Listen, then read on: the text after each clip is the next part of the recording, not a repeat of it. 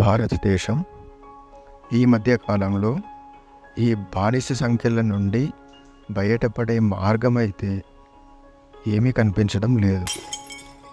ఎందుకంటే దేశంలోని ప్రజలంతా కూడా ఈ విద్యా చట్రం అంటే ఈ చదువు చట్రంలో చిక్కుకొని పోయారు.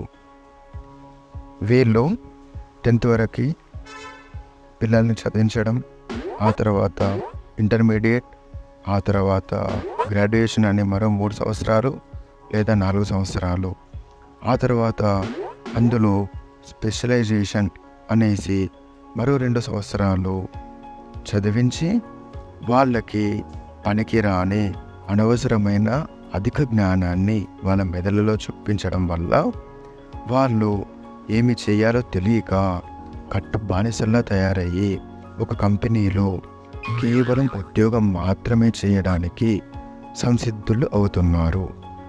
తద్వారా భారతదేశం పారిశ్రామిక అభివృద్ధి కావచ్చు, ఎంటర్‌ప్రెన్యూర్‌షిప్‌ని అభివృద్ధి చేయడం అనేది చాలా కష్టసాధ్యమైనటువంటిది.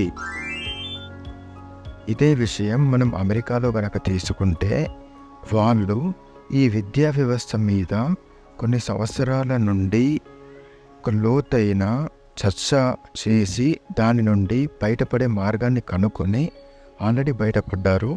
కాబట్టి జపాన్, అమెరికా, చైనా లాంటి దేశాలు మనల్ని దాటి ఒక 50 నుండి 100 సంవత్సరాలు ముందు పయనిస్తున్నాయి. వీళ్ళు ఈ చదువు అనే చట్టం నుండి బయటపడేసి స్వీయ జ్ఞానము అంటే ఒక మనిషికి ఉన్నటువంటి ఏ జ్ఞానమైతే పనికొస్తుందో ఆ జ్ఞానాన్ని మాత్రమే ఇచ్చి ఆ పర్టికులర్ పొజిషన్లో వాళ్ళని ఒక ఉన్నతమైన స్థాయిలో ఉంచే ప్రయత్నాలు చేస్తున్నారు.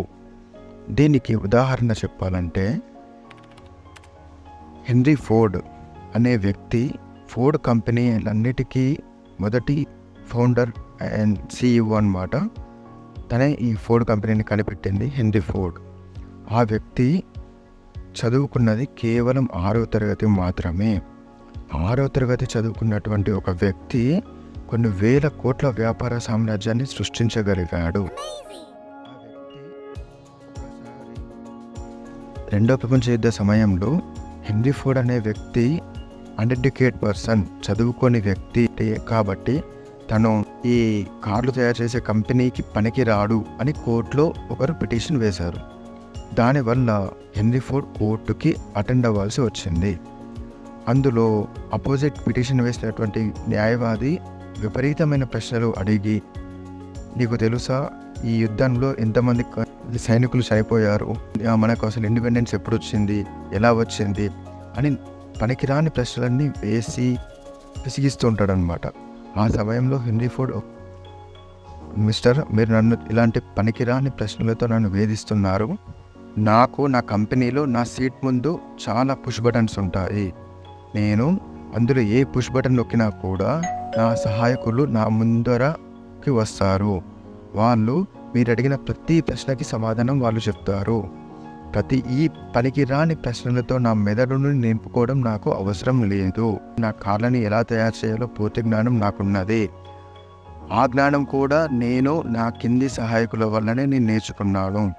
నేను చెప్పిన దాన్ని తూచా తప్పకుండా వాళ్ళు పాటించి నా మెదడులోకి వచ్చిన ఆలోచనని ఇంప్లిమెంట్ చేయడానికి నేను ఒక వ్యవస్థను ఏర్పాటు చేసుకున్నాను అని తను సమాధానం చెప్తాడు. ఆ సమాధానంతో ఆ జడ్జు సాటిస్ఫై అయి తనను ఎడ్యుకేటెడ్ పర్సన్గానే గుర్తిస్తాడనమాట.